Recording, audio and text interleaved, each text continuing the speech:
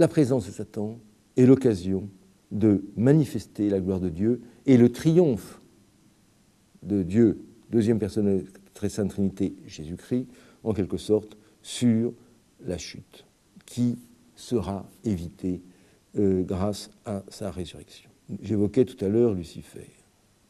Lucifer, soit par orgueil, soit par amour, soit par envie, en quelque sorte, d'être comme Dieu, va chuter. Il va se trouver devenir, effectivement, le prince de ce monde.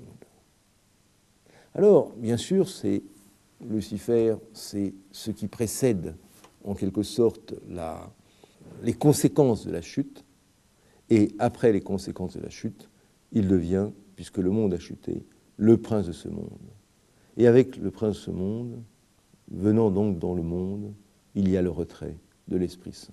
À propos de la troisième tentative de tentation du Christ au désert, le prince de ce monde est reconnu par le Christ comme étant, Lucifer, comme étant le prince de ce monde. Le monde lui appartient. Le Christ ne dit pas, non, ce royaume n'est pas à toi. Il lui dit, retire-toi de moi, Satan. De même que en Jean 14, verset 30, le Christ précise effectivement que le prince de ce monde vient, ajoutant, mais il n'a aucun pouvoir sur moi. Les choses vont souvent par trois d'ailleurs, c'est très intéressant dans le cadre de la méthode exégétique.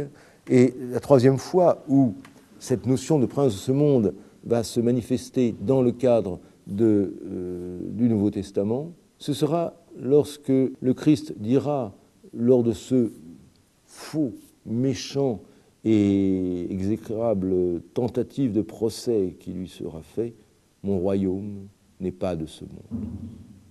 Donc il n'y a aucune contestation sur le fait qu'il existe, pour le prince de ce monde, effectivement, temporairement, et ce sera la grande lutte, en fin de compte, dans le cadre de l'histoire de la rédemption, sur laquelle les théologiens et les pères vont beaucoup écrire, comment est-ce que le prince de ce monde a cherché à duper le Christ, mais qu'il n'y est pas parvenu, et comment le Christ, à chaque fois, parvient à exorciser toujours les situations qui ne sont pas des situations de tentation, mais qui sont des tentatives de la part du prince de ce monde, disons, d'empêcher la rédemption de s'accomplir. Le prince de ce monde existe toujours.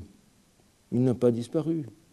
Nous ne sommes pas dans l'Apocalypse, même si l'Apocalypse n'a pas à être lu d'une façon historique, systématiquement, avec une chronologie du temps. Nous ne sommes pas encore dans cette situation, mais il est vrai que le prince de ce monde demeure. Il aura toujours le même pouvoir tant que l'homme, à titre personnel, n'aura pas choisi